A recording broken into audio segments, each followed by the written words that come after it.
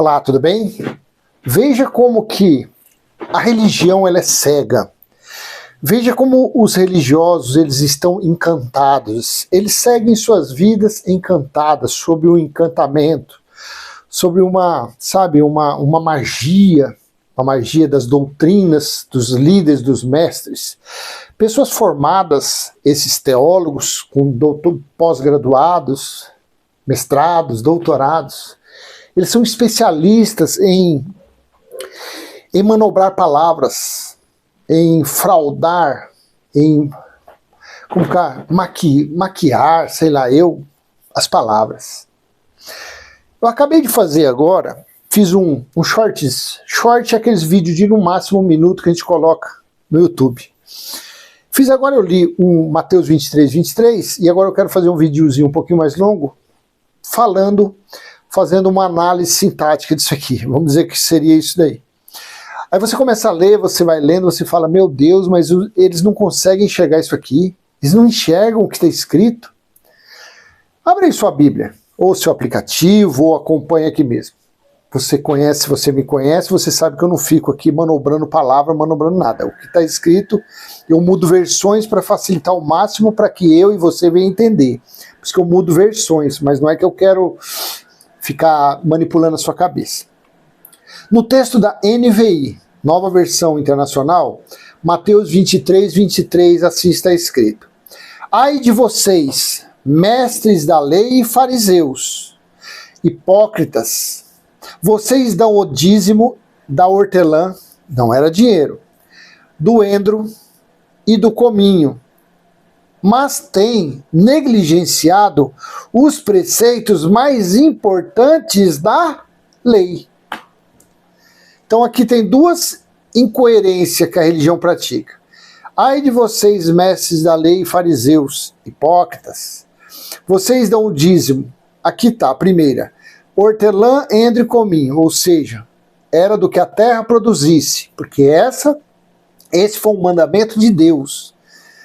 Várias passagens, Deuteronômio, Números, ele falou que era para dar a 10ª que a terra produzisse, ou seja, da lavoura que ele escolhesse, o povo de Israel, os que faziam parte das 12 tribos de Israel, era para eles pegar uma vez por ano, na colheita ali anual, e levar a 10ª ao templo, ao almoxarifado do templo, à casa do tesouro.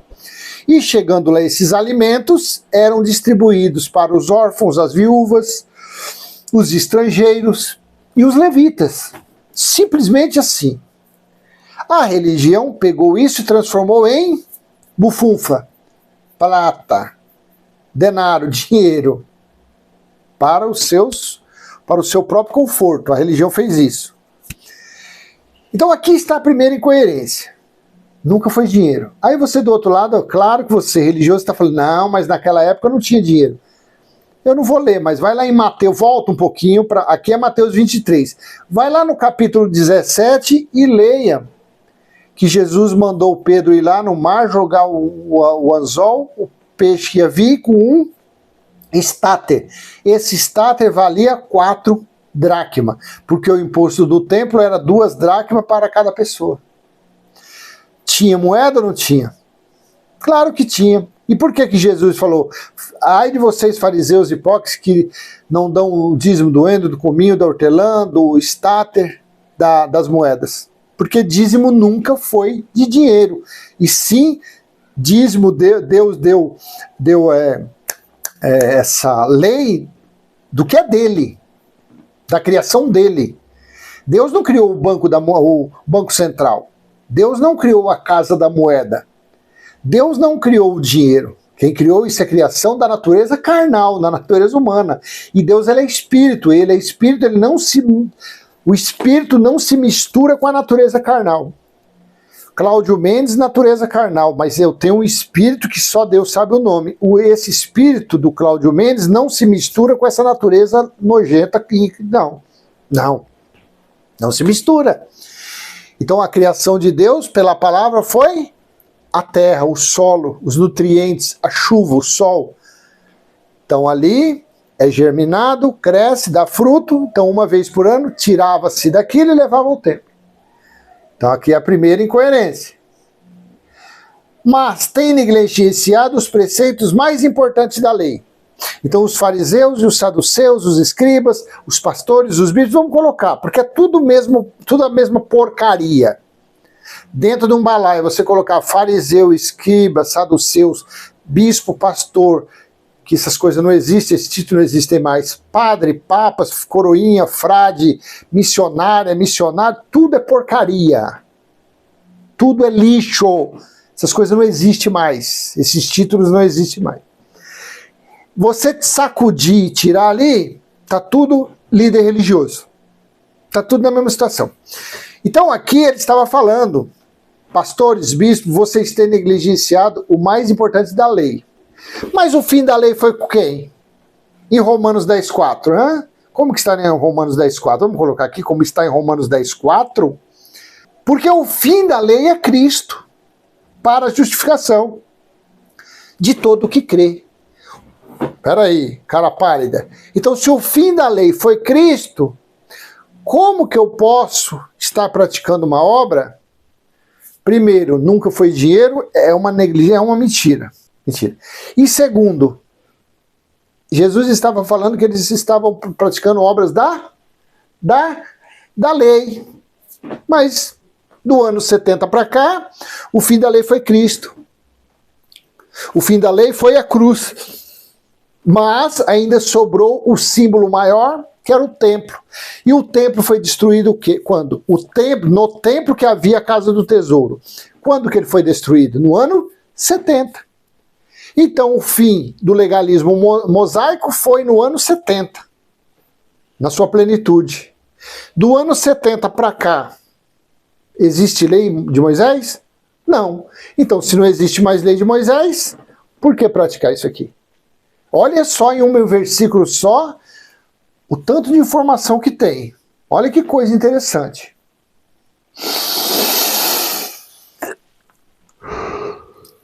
Ai de vocês, mestres da lei.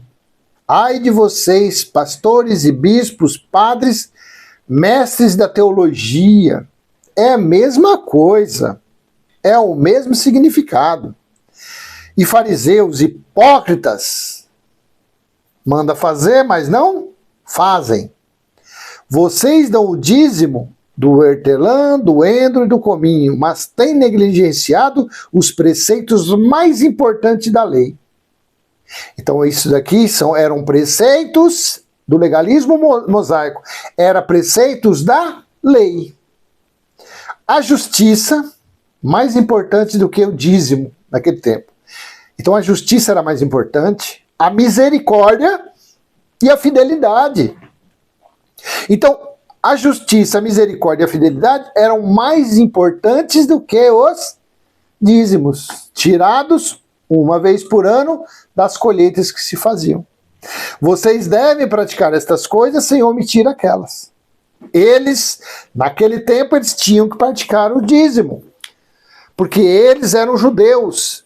Eles receberam o mandamento para dar o dízimo, para tirar uma vez por ano o que a terra produzisse e levar ao templo. Por isso que Jesus não anulou ali o dízimo deles, porque Jesus estava falando para o povo de Israel, para as tribos de Israel. Fariseu era israelita, judeu, saduceus, escriba, tudo eles faziam parte do povo de Israel. Então Jesus não estava anulando o dízimo deles, não. Não estava. Mas ele deixa bem claro, mas tem negligenciado os preceitos mais importantes da lei.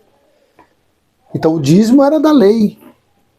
Então o fim da lei é Cristo. Você consegue, através desse simples versículo aqui, simples, mas muito profundo versículo aqui, se nós fizermos uma análise sintática, claro que é uma figura, né? Porque se for análise sintática, você tem que tirar verbo, substantivo, essas coisas tudo. Artigo, definido, indefinido, não sei o que lá, pretérito, não sei o que lá. Não, mas é uma análise desta oração que eu estou fazendo para você.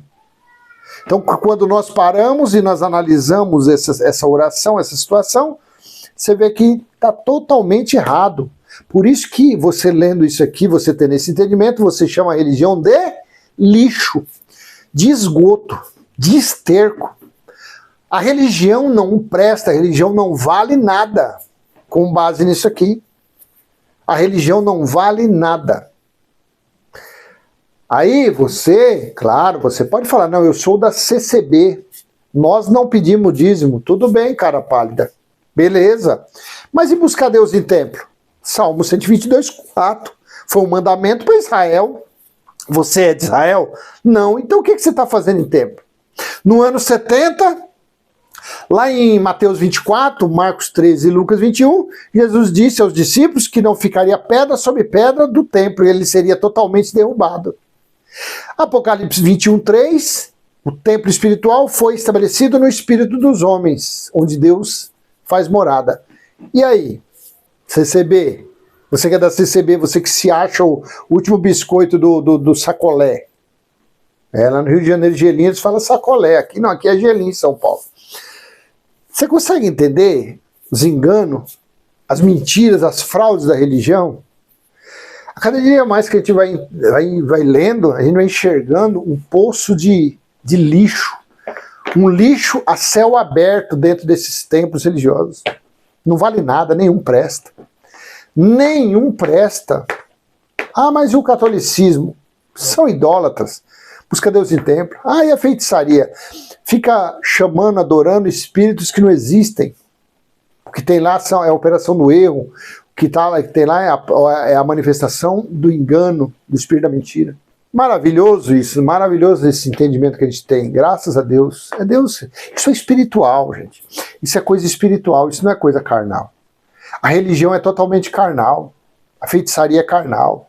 Os budistas são carnais. Os kardecistas são carnais. Tudo é carnal.